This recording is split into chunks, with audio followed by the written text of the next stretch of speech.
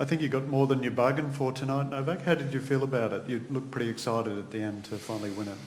I thought it was a fantastic opening match of the season. I told Kevin at the net after the match was done that I'm really happy to see him healthy and playing this well.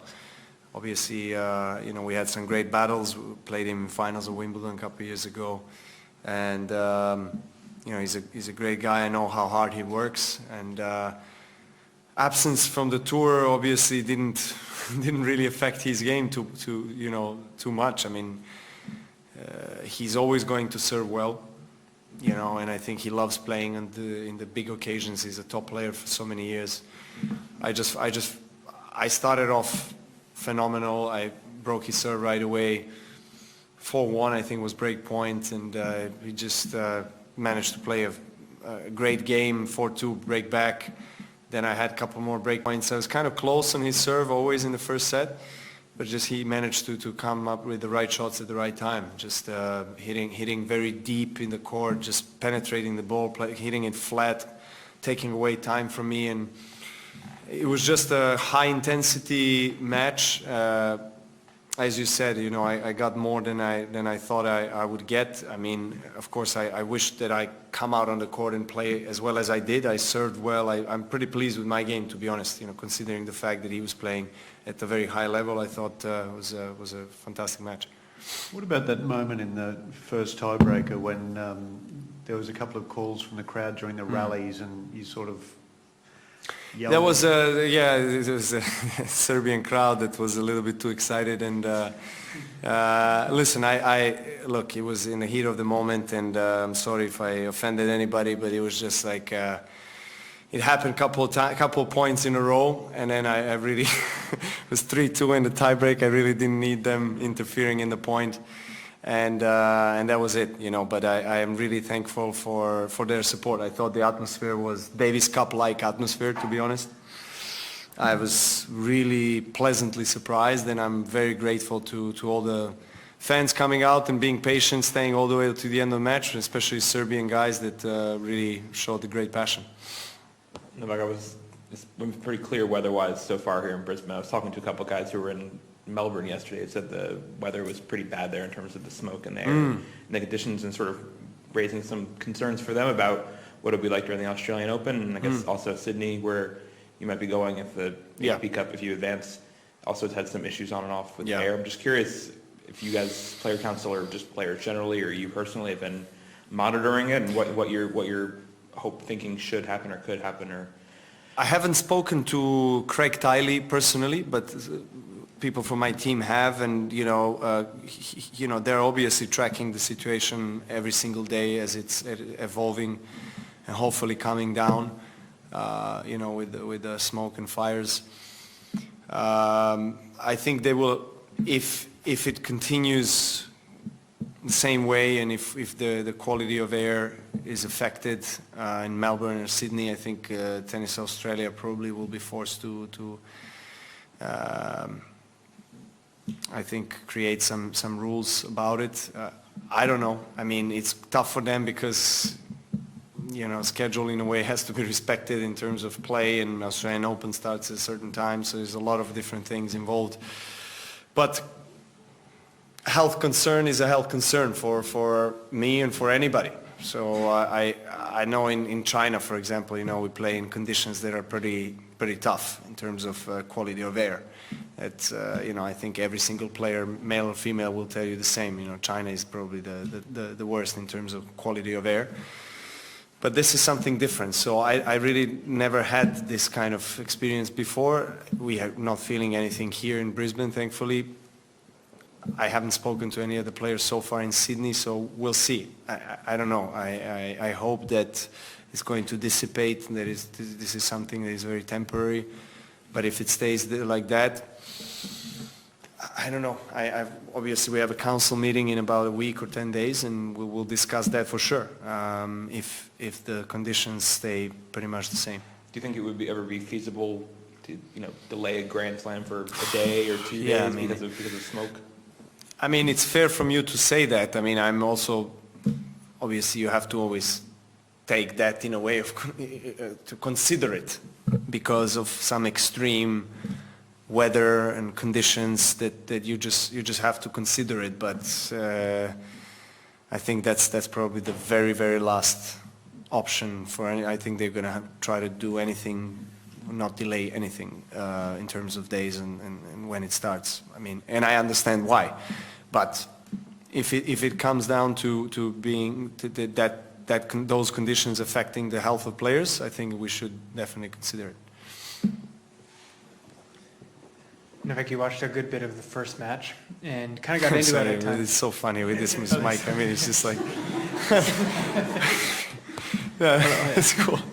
Okay. It's a bit awkward holding it, right? Yeah, it is. You guys put a stick under? Or? Yeah, you can throw it around. Yeah. It's like, Okay. But you watched a good bit of the first match and got into it at times. How Yeah. do you kind of balance, the want to support a teammate, but also Yeah. you need to look after yourself and manage your emotions? Well, I think experience at the Davis Cup helps really in these particular situations. We just had the Davis Cup less than 2 months ago, and the format was pretty much the same. Best of 3 sets, 2 singles, and a potential double. So, you have obviously the general locker room, but you also have private room that only your team uses for the match day. And you can spend some time there and relax and have time for yourself and kind of follow the result of the previous singles or whoever is playing, and then try to give your support if it's needed for you to be there and say a few things or whatever. But I think it's kind of balanced between the two, really, because it's a team competition. You always kind of find that additional energy and strength and motivation that sometimes is probably not sometimes, but it's probably always different in individual tournaments because it's all about you. And here it's, even though there's that factor of individual and elements of individual tournament, it's still a team competition. I mean, we at least in Serbian team, we treat it that way. We have a Davis Cup captain that is here with us, so he decides in a way, he talks with players, he decides the doubles. He can't decide on singles because if the player number 1 and 2 want to play, they can play. But doubles, we give him freedom to choose, and I think the chemistry is great. So you would think about going back out there, say it went to 3rd set tiebreak or something, you'd think, hey, maybe he needs my support or something like that? You mean, sorry, So you left the court and then you would think about going back out to support... you mean Lajovic? Yeah. Well, we have like 10 minutes, 10-15 minutes before matches, so which is usually enough to get ready because you're already kind of warmed up on the court. So it depends. I mean, if it's a very close match, yes. I mean, Troitsky and Čačić, the other guy who are playing doubles now, they were there till the last point of my match. So, and they had only probably 15 minutes after that. So it's like you care, you're passionate, you want to be out there for your teammate, but at the same time you kind of have to think also to prepare yourself if you're up next. Last 2 English, please. Novak, obviously being the top ranked player for your country, does that pressure get to you at times, particularly in matches like tonight where it's just so tight? Not, to be honest, not necessarily. I wasn't feeling the pressure of, being top player of my country and kind of expected to win, but because I became accustomed to that. It's a normal thing for me, over the years, been in that situation so many times that it's fine, I embrace it. But of course, it's a first match of the season, you want to start off well, but then you don't know how you're going to react. You haven't played an official match for a little while. But I thought off the blocks, I started great. And the quality of tennis, as I was saying before, was phenomenal of the entire match. My quality of my game was consistent. I served well. I'm very pleased with the way I'm playing.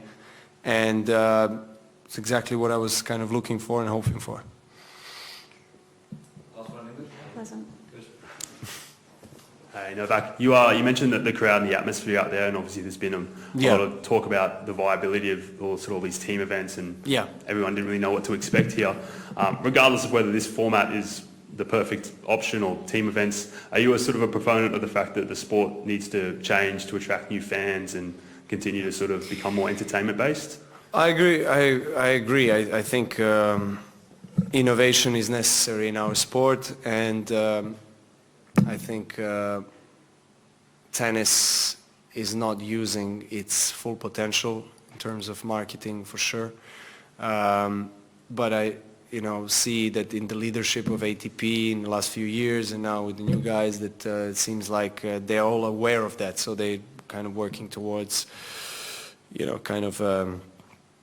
transitioning in that new age, new era, social media and so forth, attracting maybe different target group fans. And it's tough because in tennis you don't really know always for most of the matches when they're going to start, how long they're going to go for. Basketball, football, soccer, you have 90 minutes or whatever, and you know that's the time.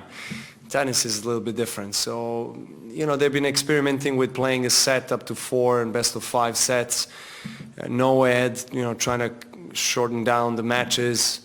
Sometimes matches are like 25 minutes, 30 minutes. So it's tough to say where is the right balance between the two, because you want to maintain the tradition and the kind of identity of the sport, which has been nurtured for many, many years, over 100 years in the history of our sport, which is one of the oldest sports actually.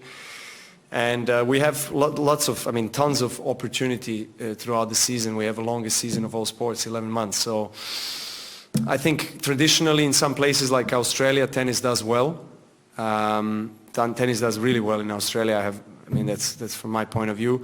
But I feel like we can still step it up a little bit, And people are starting to think in that direction, but it's not easy to change things that have been deeply enrooted for many years. Just to confirm, there's no question in Serbian? No, thank you very much. You want to try your luck? Serbian? Okay. Next time.